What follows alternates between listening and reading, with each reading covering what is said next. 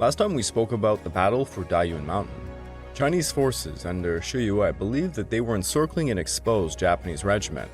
Acting on that assumption, Chinese units concentrated their attacks to crush the trapped force, hoping to annihilate an elite formation. Their pressure briefly seemed to succeed. On the 13th to the 14th, Chinese assaults compressed the Japanese positions to a small area, and individual fighting around ambush and prepared defenses produced moments where victory appeared to be close. But the Chinese command misunderstood the target. The Japanese had layered a deception. Dayun Mountain was held to draw attention, then replaced at night with another unit to maintain the appearance of continued occupation. Despite heavy fighting, the Dayun Mountain battle ended in a stalemate by the 17th, and Chinese attention turned back to the primary offensive, that being Changsha. This episode is the Miluo River Catastrophe.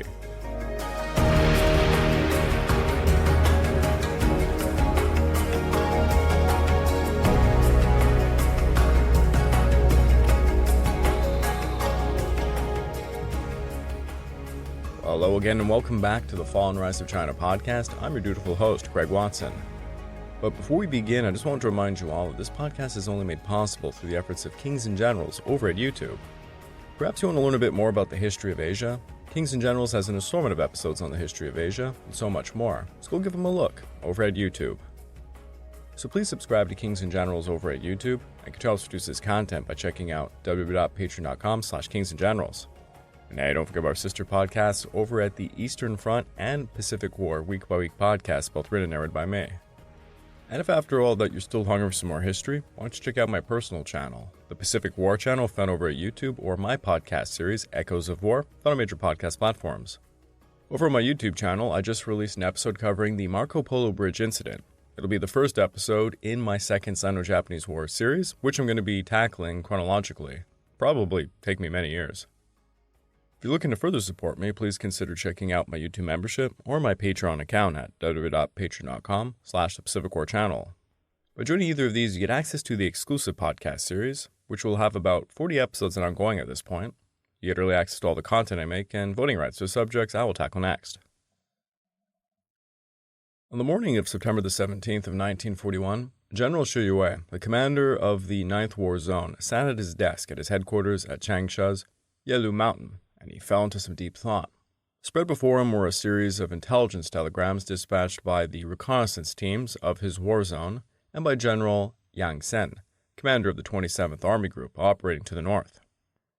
What they described was unambiguous and alarming. Along the north bank of the Xinjiang River, stretching westward from Yuyang, reconnaissance had identified a massive Japanese buildup. The 3rd, 4th, 6th, and 40th Divisions of the Japanese 11th Army, along with 5 additional detachments, had taken up positions facing the river. On the afternoon of the 16th, General Kanda, commander of the Japanese 6th Division, had personally toured the north bank accompanied by a retinue of staff officers, training his binoculars across the river for a long and deliberate survey of the Chinese defensive positions on the southern bank. Perhaps more conclusively, Chinese operatives working behind enemy lines had tapped Japanese military telephone lines and intercepted a direct communication from the 11th Army to all of its divisions, ordering them to prepare for an attack set on September the 18th. On any reasonable reading, the evidence pointed in one direction. A massive Japanese offensive was imminent. Yet Shi Yue, one of China's most celebrated wartime commanders, and a man renowned for the tenacity with which he had defended Changsha, arrived at a very different conclusion. He had been studying the record of the 11th Army commander, Kurishika Nami, and he came away convinced that Nami was a general who habitually used a mix of truth and deception in his operations, a man for whom the most obvious sign was precisely the most suspicious one. The scale of the preparations, their openness, the conspicuous presence of senior officers on the riverbank, all of it struck Shi Yue as too theatrical to be real. He concluded that Anami was feigning a frontal attack on the Xinjiang River in order to draw the main force of the war zone forward, leaving the flanks exposed for a surprise breakthrough elsewhere. Once this interpretation took hold in Shi Yue's mind, it became immovable. No subordinate could dislodge it. When intelligence reports then confirmed that the Japanese had transported the equipment for building pontoon bridges to the very banks of the Xinjiang River, a detail that left virtually no room for doubt about what was being planned. Xu Yue remained unmoved. He told his chief of staff with quiet certainty, "No rush. Let's see tomorrow." He was unaware that he had already lost his tomorrow. At dawn on September the 18th, after the 11th Army commander presided over the routine silent prayer ceremony that opened each day of active operations, he drew his gleaming ceremonial sword and pointed it towards northern Hunan. The battle was to begin. On the Chinese side of the Xinjiang River, the first indication that this was no ordinary morning came from the sky. Air raids were a familiar occurrence along the front. The veterans of the Fourth Army had grown accustomed to Japanese bombing runs, but this time it was different. The number of bombs was greater, the density higher, and the bombs themselves heavier than anything the soldiers on the South Bank had ever experienced before. Two successive waves of air attack struck the fortifications with crushing force, destroying positions that had taken months to construct. Then came the infantry. At Xiaotang, Siliaofang, Tongxi Bridge, Shanmu Bridge, and a string of other crossing points along the river, dozens of tanks led the assault, pushing forward with unstoppable momentum. On the not-so-wide front in Xiangbei, 4 Japanese divisions had lined up side by side, like 4 ferocious beasts pouncing forward simultaneously. Even the veteran soldiers of the defending Chinese forces, men who had been fighting the Japanese for years at this point, had rarely seen such a terrifying formation. The troops defending the Xinjiang River were the Fourth Army under Jian, one of the most distinguished units in the Nationalist Order of Battle. The Fourth Army had earned the reputation of being the Iron Army during the Northern Expedition, where it had demonstrated a ferocious capacity for breaching fortified positions and defending strategic points under fire. It had fought many of the major battles of the War of Resistance. In theory, the army consisted of 4 divisions: Zhang Zunang's 59th Division, Chen Kan's 90th Division, Bai Hujiang's 102nd Division, and the 60th Division, which had been recently transferred to the Army's command. In practice, however, by the 18th, the Iron Army had been hollowed out. During the concurrent Battle of Dayun Mountain, the 9th War Zone and the 27th Army Group had stripped away most of the 59th and the 102nd Divisions to commit them elsewhere, while the 60th Division had followed the Army Group as a reserve force. What remained at the Xinjiang River was the 9th Division and only a remnant of the 102nd, a fragment of once was a very formidable fighting force.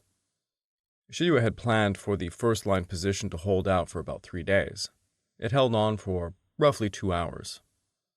Against a Japanese force that outnumbered the defenders several times over and enjoyed an absolute advantage in artillery and air power, the position simply could not stand. In just 2 hours, the Japanese broke through the 102nd Division's defensive line, and then they swung their forces around to encircle the 90th Division. With no remaining options, Xu Yue ordered both units to retreat to the second line of defenses. The Xinjiang River had fallen.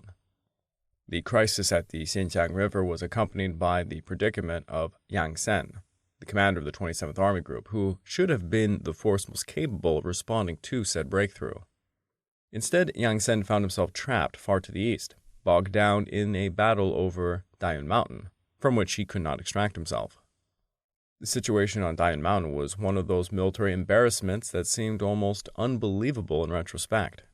Yang Sen had committed 5 full divisions to encircle what was supposed to be a single regiment, the 234th Regiment of the Japanese 40th Division, which had dug into the deep mountain. What followed was a sustained humiliation. 2 divisions were ground down until their combined fighting strength equaled that of 1.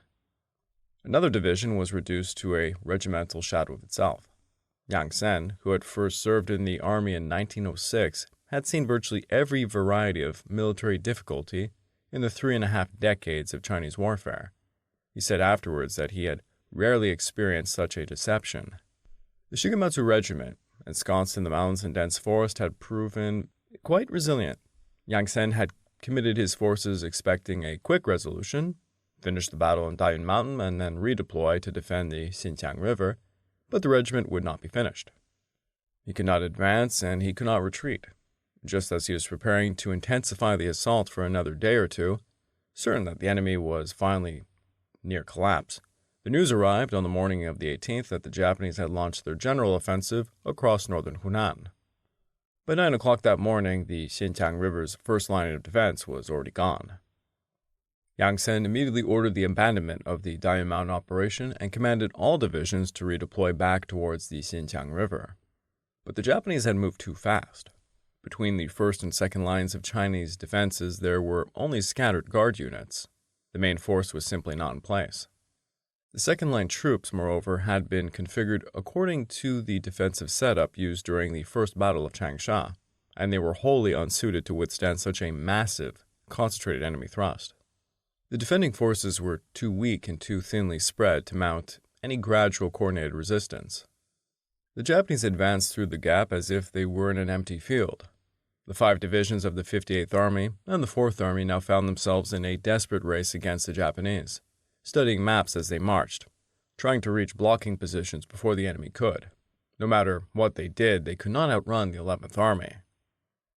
It was not merely the frontline units of the 4th Army that were endangered by the speed of the Japanese advance. Even the Army headquarters itself, positioned forward in the proud tradition of the Iron Army, found itself running for its life. Army Commander Jian had been directing the battle from his headquarters in a small village called Lintang, located on the south bank of the Xinjiang River, a mere 20 kilometers behind the front line. The proximity was deliberate and characteristic of the Iron Army's ethos, a visible declaration that its commander would live or die alongside his men. On this day, it nearly proved fatal.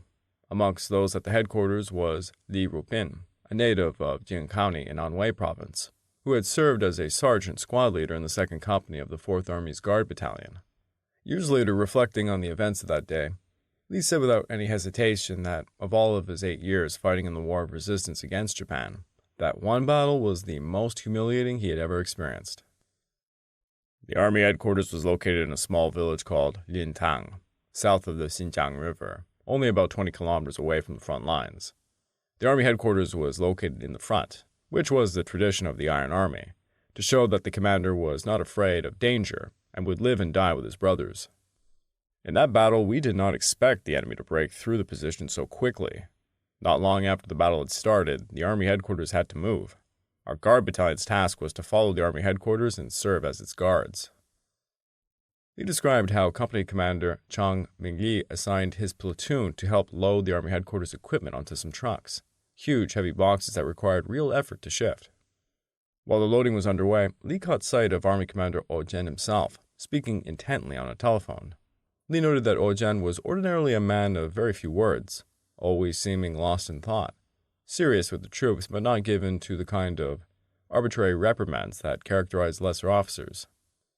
What struck Li most vividly about the Army commander, even in the midst of that morning's chaos, was a detail almost absurd in its congruity. A pair of leather shoes that were always so perfectly polished they reflected light. I had heard he had studied abroad. Before the loading was even complete, the sound of machine gun fire erupted from the southwest. A sentry-reported enemy attack was detected. The number was unknown. Company Commander Chang, still pulling on his leggings, turned to Li and said without even breaking a stride, "Quickly take your squad and follow the Deputy Company Commander. You must keep the enemy out of the village." Li took pride in the character of the Guard Battalion, comparing it unfavorably to what he had seen in previous years. "I see that nowadays officers choose bodyguards who are fair-skinned and delicate, like little girls. I don't know why. Back then, our Guard Battalion, including the commander's personal bodyguards, were all big, dark-skinned men. Our squad of 10 men were all broad-shouldered and thick-waisted. Carrying a machine gun was like an ordinary person carrying a rifle." The squad carried 3 light machine guns, and each soldier also carried a pistol. They drilled constantly on marksmanship and physical conditioning. In the tradition of the unit, a guard soldier was expected to be able to carry his officer for dozens of miles without slowing and without fear of death. Li led his squad to the southwest corner of the village, where the 1st Company of the Guard Battalion was already engaged with the Japanese in a cemetery just outside the village boundary. The 1st Company commander then just descended from a rooftop when Deputy Company Commander Yan arrived and assessed the situation. "There are about 100 enemy soldiers in this direction. I don't know if there are any more in any other directions. I'll take my 4 squads to outflank them and find out what's going on with the enemy. If it's a good opportunity, we'll wipe them out. He also asked and received permission from the deputy battalion commander, who transferred 3 additional machine guns from the 1st Company to Yan's force. The squad slipped around to the south of the village, entered a nursery grove, and began working their way southwest to flank the enemy. As Lee recalled, "Before we even emerged from the woods, enemy machine guns opened fire. The nursery grove was planted too densely, so it was inevitable that we'd bump into tree branches. We crept forward, keeping close to the ground, when the deputy company commander gave us the order, 'Prepare grenades.'" Lee looked back and saw that all of his men had kept pace. Then Deputy Commander Yan's voice rang out clearly. "Charge!" They burst out of the woods at the head of the column. Deputy Company Commander Yan is a graduate of the Whampoa Military Academy, Lee recalled. People say that Whampoa graduates are always at the forefront of battle. Others may not know, but several of us in our battalion are like that. The charge was furious and caught the enemy entirely off guard. Lee recounted, "We shouted 'charge,' 'kill,' and followed the deputy company commander out of the grove. The enemy was about 40 or 50 meters ahead. Hearing the shouts, they hurriedly turned their guns to fire at us, but it was too late. We threw out our grenades, we laid down, and we fired back upon the enemy. At this moment, the 1st Company also charged out of the village. The enemy could not stop them and retreated in droves. Looking around, there were no fewer than 200 of them.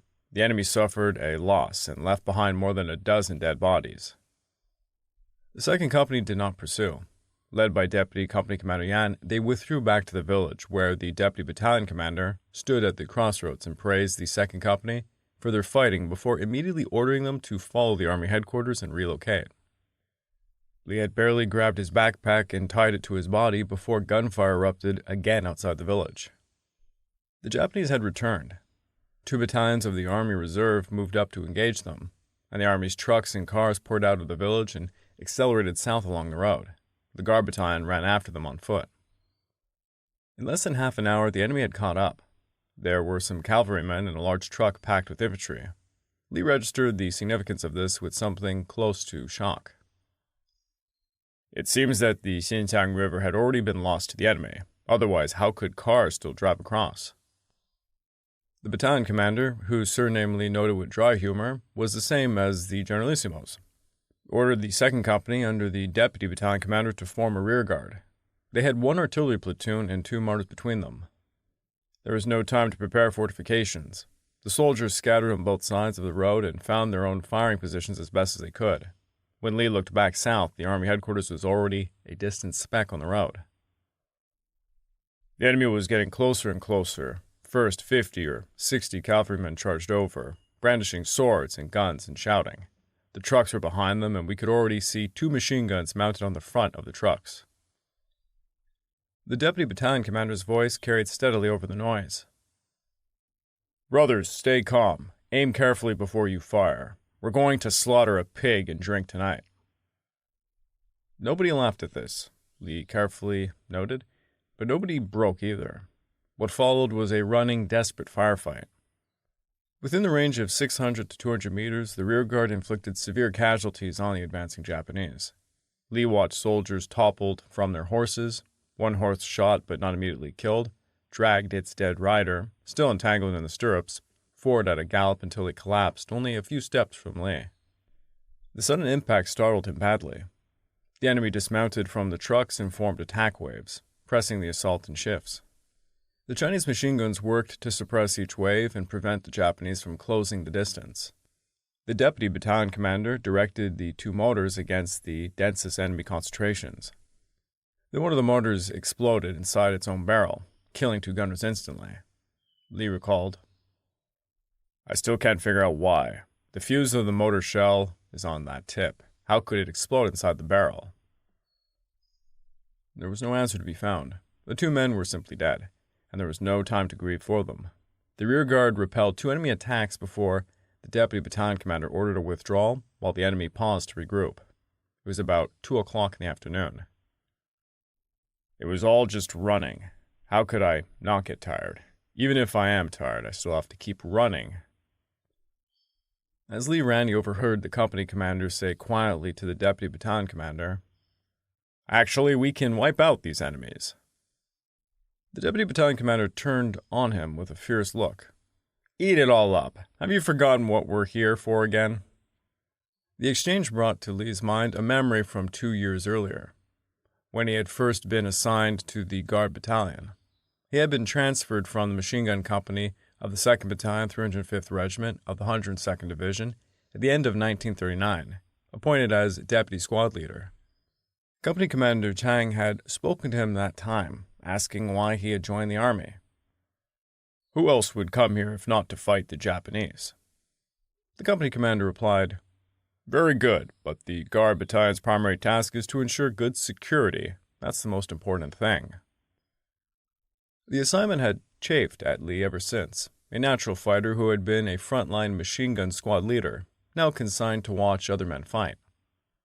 On one holiday, having drunk rather more than he should have, he had gone to the company commander and announced that he wanted to return to the 102nd Division and, quote, "mow down the Japanese with a goddamn machine gun." The company commander, who had also been drinking a lot, chuckled and said, "Have you had enough of life? You might as well stay here and squat obediently. What do you know about life? You don't know anything. After we win, go home, get a wife, and live a good life." Now running south along a road contested by Japanese cavalry and infantry, with the army headquarters already out of sight ahead of him, Li perhaps understood the company commander's words in a way he had not before. The pursuit was unrelenting and grew worse before it improved. Over 100 cavalrymen and 4 trucks drove after the guard unit without any pause. In an attempt to split and divert the enemy, the company dispatched a platoon under Deputy Commander Yan himself. They went down a different road to lure one group of pursuers away. None of the men in that platoon would return alive. The deputy battalion commander led the remaining force in a continuing fighting retreat, engaging another Japanese contingent in separate encounters that cost more than 20 dead and 30 wounded. Eventually, the survivors managed to cross a large river, finally shaking off the pursuers. They caught up with the army headquarters at dusk. They barely had a moment to catch their breath when night fell, and they stumbled into another large Japanese force in the darkness. The Fourth Army, the Iron Army, the pride of the Northern Expedition, seemed to have had its commander and headquarters specifically targeted by the enemy. Driven from one position to the next throughout the day, they were eventually pushed up into the hills of Miluo Mountain and did not escape any danger until the following morning. As Li would conclude, that battle was truly humiliating. When the scale of the Japanese offensive became undeniable on the evening of September the 18th, Shiyue finally grasped the gravity of what was unfolding. It was too late to adjust his forces meaningfully. The overall numerical superiority he had enjoyed across the theater of operations had dissolved wherever the Japanese chose to strike, becoming a dangerous numerical disadvantage at each critical point. In just one day, even Dayun Mountain, the historic height that had dominated Changsha and housed its headquarters, was no longer safe. He moved the war zone command post to Zhuting, and he urgently telegraphed the military commission in Chongqing, requesting that Chiang Kai-shek immediately transfer troops from other war zones to provide reinforcements, warning that without them, the situation would deteriorate with serious consequences for the national war effort. The telegram arrived in Chongqing, where Chiang Kai-shek and several senior military advisors sat in silence before the battle map in the military commission operations room, with the grim concentration of men watching a difficult game of chess they could not influence. Troop movements take time. While the number of Japanese troops committed to northern Hunan was not enormous in absolute terms, they moved with unstoppable momentum. Shiyue was requesting 3 to 4 combat corps, a mobilization from outside the 9th War Zone that could not possibly be accomplished in the available time. Chiang Kai-shek was at a loss for what to do. He paced back and forth in the corridor adjoining the operations room. The only foreigner amongst the assembled staff, a blond-haired man with a prominent nose, was the Soviet military advisor, Zhukov. He walked up to Chiang Kai-shek and he fell into step behind him, pacing with him as he spoke. "Hunan and northern Hunan are in a passive position, and we don't have any good solutions for the time being. Why don't we think about other things? Isn't there an ancient Chinese story called Besieging Wei to rescue Zhao?" Zhukov's specific proposal was, if the forces of the 6th War Zone were to attack the Japanese 13th Division at Yichang, a city in Hubei province that had fallen to Japan in June of 1940, and which was garrisoned by a division under the overall command of Anami's 11th Army, well, Anami would not be able to remain indifferent to such a threat. Yichang was not an ordinary city. It controlled the crucial choke point on the Yangtze River's waterway. Its capture had placed much of the river under Japanese control. More critically for the Chinese, Yichang Airport had become the closest bomber base to Chongqing, and the Japanese aircraft that harassed the wartime capital daily flew from that field. The military commission had long been reluctant to authorize a major attack on Yichang for these very reasons.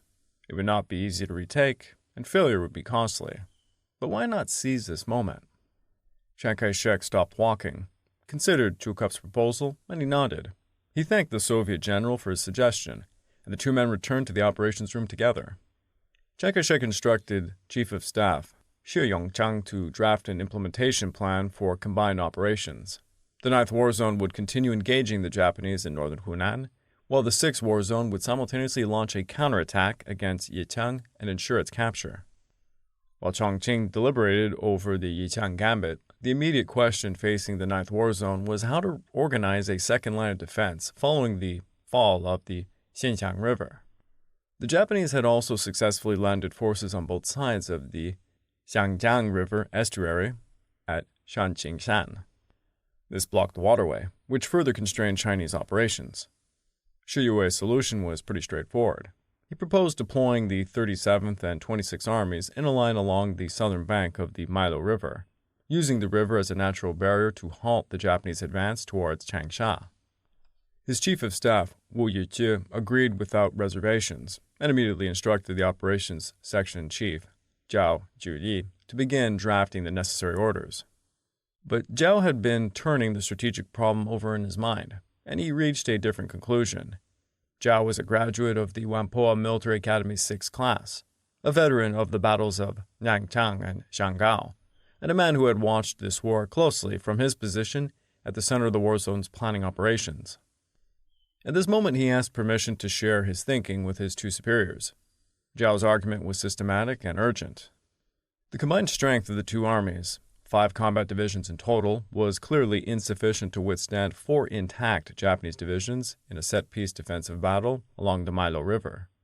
The 10th and 74th Armies were being summoned from elsewhere to reinforce the theater, but by Zhao's calculation, they would require another 4 days to arrive. A static defense of the Miluo River line therefore would pit inadequate forces against overwhelming pressure for 4 days, and those forces would be destroyed long before any help arrived. His alternative proposal was as follows. Rather than standing and fighting at the Miluo, the two armies should conduct a deliberate fighting withdrawal, using alternating rearguard actions and mural cover to fall back all the way to the southern bank of the Xinjiang River and the hills immediately north of Changsha. The timing, Zhao argued, was almost providential in its precision. If the 26th and the 37th Armies arrived at the Xinjiang River, roughly the same moment that the 10th and 74th Armies arrived at the same position from the east, the combined force of 4 armies could then turn and strike the Japanese formations, which by then would have advanced more than 100 kilometers into hostile territory with supply lines stretched thin and fighting strength degraded by continuous combat. Even if the Chinese could not completely sever the Japanese supply lines, the enemy would be exhausted, and victory under these conditions would be certain. Zhao finished his presentation in one breath and waited. Shi Yue and Wu conferred briefly. Then they decided to proceed with the original plan. Zhao sighed inwardly. He got up, returned to his office, and began drafting the orders that, in his professional judgment, would lead to a catastrophe. An hour later, the orders embodying Shi Yue's thinking were converted to radio waves, and they flew into the night sky. On the morning of the 20th, in the intelligence section of the Japanese 11th Army's Special Operations Headquarters, Lieutenant Colonel Hachimo rose from his seat feeling a bit dizzy and unsteady on his feet. He had been awake for an extraordinary stretch of hours, hunched over a radio set in a state of almost superhuman concentration. He took a couple of steps before realizing he was still wearing his headset. He pulled it off, tossed it onto the radio equipment, and holding the handrail for support, made his way carefully from the third floor to the second. Hachimo was not a professional soldier by background. Before the war, he had been a young designer at the renowned Mitsubishi Corporation. After the outbreak of hostilities, he had enlisted, taught himself the Chinese language and writing system, and dedicated himself entirely to exacting discipline of cryptanalysis. Given the severe technological limitations of the era, what he had accomplished rested on a kind of willpower and intuition that bordered on the extraordinary. His method was laborious and painstaking. He spent long hours with a headset pressed against each ear, listening to the endless stream of radio signals, detecting patterns, discerning differences and similarities amongst thousands of beeps and pulses. He analyzed signal traffic appearing over time and correlated it against observed enemy troop movements. He used captured battlefield documents to decode fragments of text, then leveraged these fragments to deduce the positions of commonly used characters in Chinese military telegrams. Every time the Chinese side changed their cipher, all of Hachimo's accumulated work was rendered worthless in an instant, but he would just begin again, listening, thinking, starting over from nothing. So that morning, Lieutenant Colonel Hachimo achieved what he had been working towards. He cracked the cipher, in use by the Ninth War Zone for communications with its various subordinate units, and successfully intercepted and decoded the operational deployment order that the Ninth War Zone Command had issued to all of its armies on the night of the 18th. The very orders that Zhao had been drafting in quiet despair.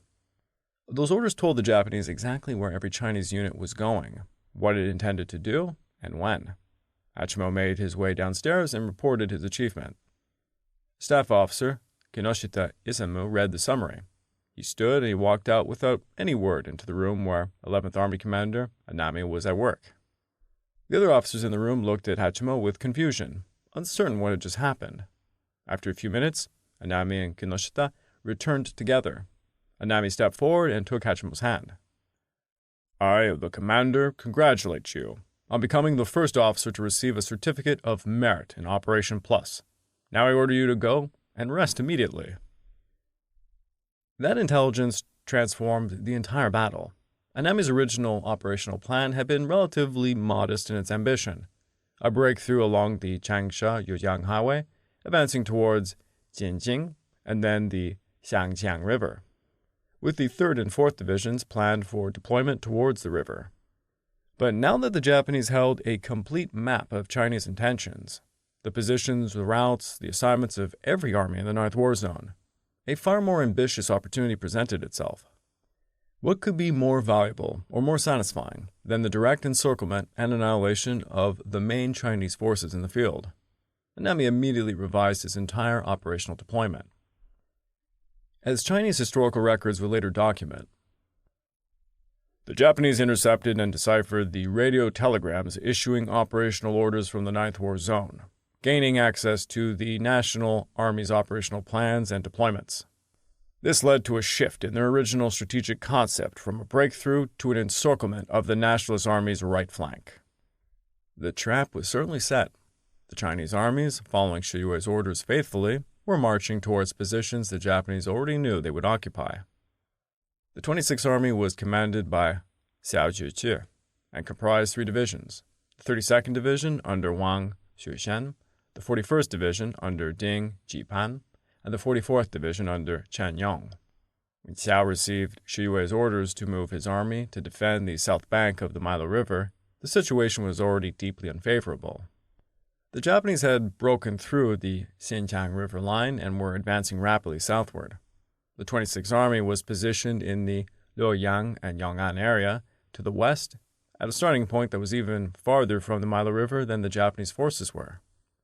The army was engaged in a race against a faster-moving enemy to reach the same objective, running from the farther starting block. The timing was unfavorable, the location was unfavorable, and the personal dimension was also unfavorable as well, in a way that would prove deeply consequential.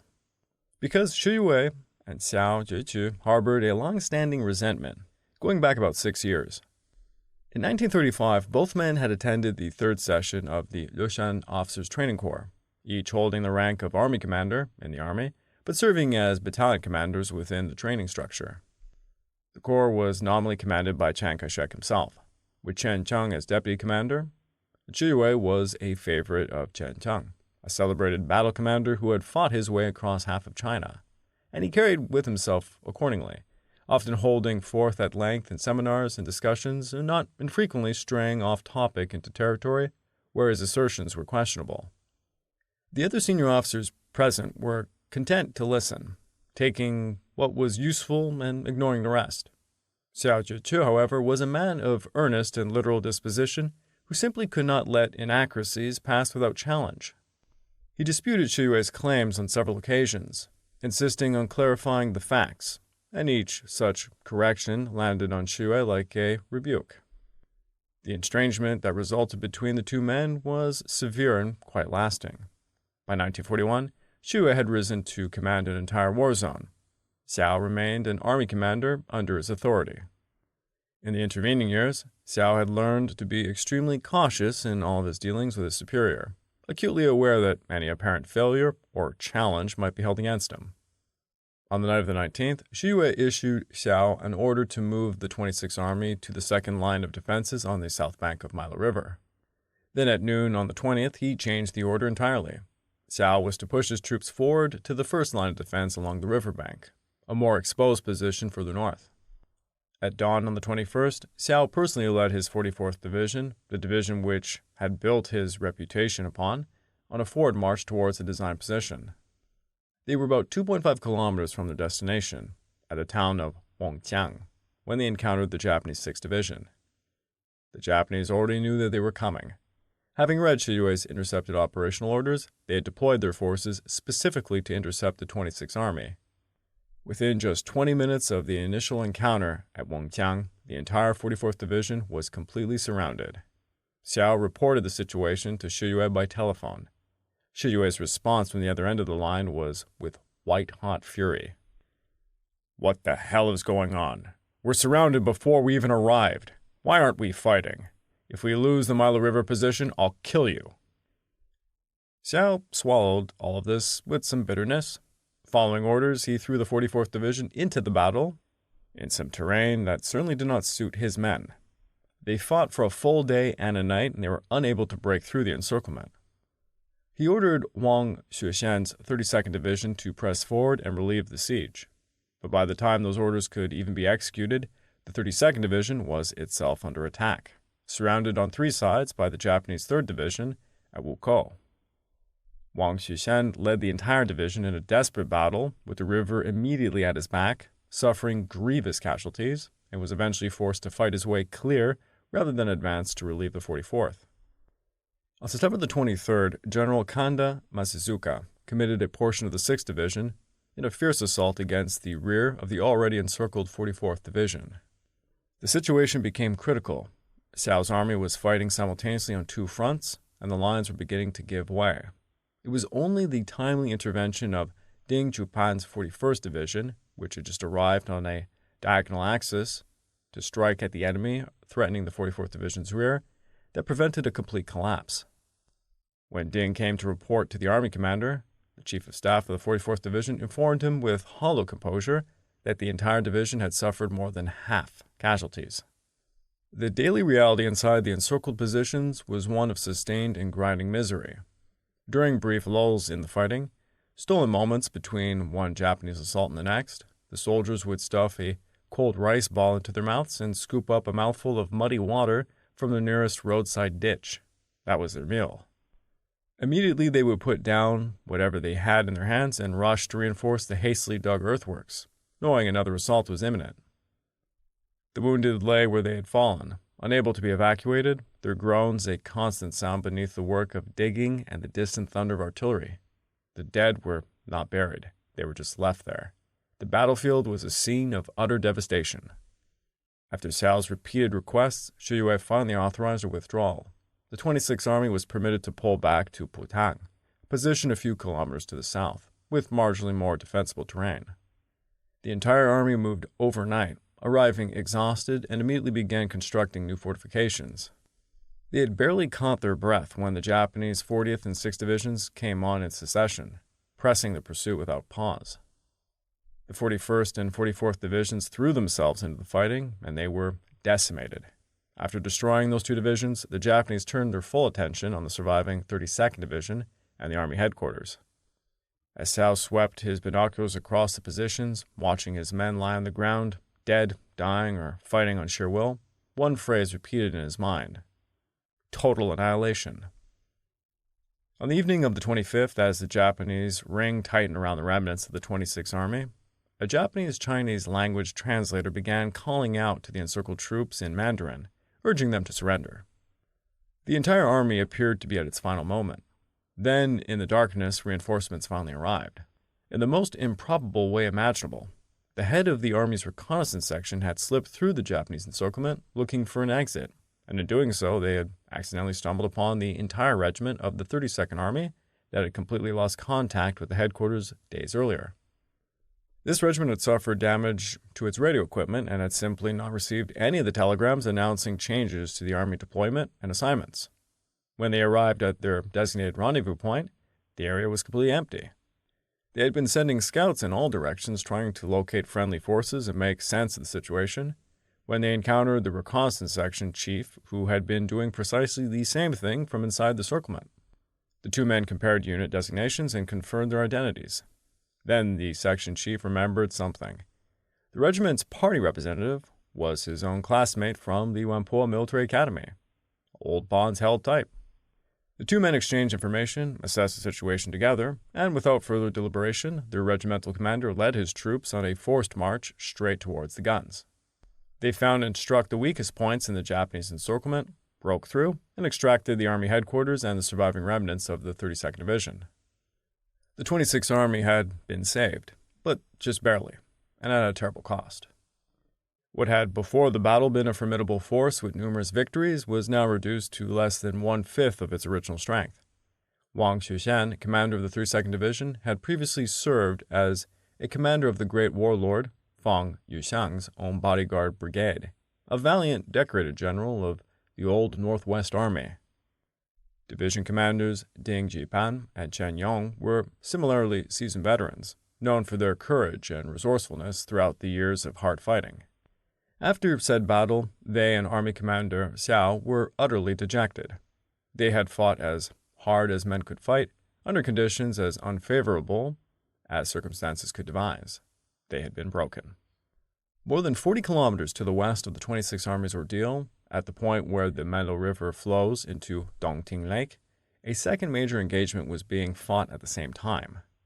Here the Japanese 3rd and 4th Divisions struck at Chen Pei's 37th Army, whose two main fighting formations, Luo Qi's 95th Division and Li Tang's 140th Division, were deployed. Across the hills and river network terrain of the area, the fighting was by any measure equally bloody and equally brutal. Before the battle, with their blood up and their honor committed, the commanders of the 37th Army's divisions had gathered their officers for ceremonies of dedication that spoke to the seriousness from which they understood the fighting was coming. Li Tang, commander of the 140th Division, organized a frontline oath-taking ceremony at which he stood before his assembled officers and men and vowed aloud to annihilate the Japanese invaders and avenge the deaths of their fallen compatriots. Luo Qi, commanding the 95th Division, sent written instructions throughout his formation. The defense of the Xinjiang Mountain line is not only a matter of honor for our division, but also a matter of victory or defeat for the entire battlefield. With this stubborn enemy pressing in, all of our officers and soldiers should be even more courageous and loyal, resolutely defend the position, annihilate the Japanese invaders, and achieve extraordinary feats. Song Roque, who served at the time as a senior staff officer at the 9th War Zone Command headquarters, recorded in his recollection of the battle's progress in later years with the systematic precision that his professional training would demand.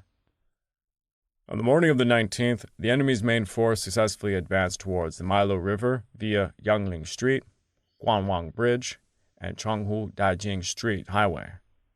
Our 37th Army was on high alert on the south bank, while our vanguard troops were also advancing forward on the north bank. That afternoon, the enemy's vanguard encountered our troops north of Changliu Street. After a fierce battle, many enemy soldiers were killed. Then, enemy cavalry and artillery, along with several thousand infantry, attacked from three sides. Our defending 1st Company fought a bloody battle, but due to being outnumbered, they suffered almost all casualties. Zhangli Street was occupied by the enemy. At around 7 p.m., the enemy began to attempt a crossing at Madao Beach. Our troops defending the south bank fought bravely and fiercely throughout the night, and the enemy failed. The first crossing attempt had been beaten back, but the respite was quite brief. Song would continue.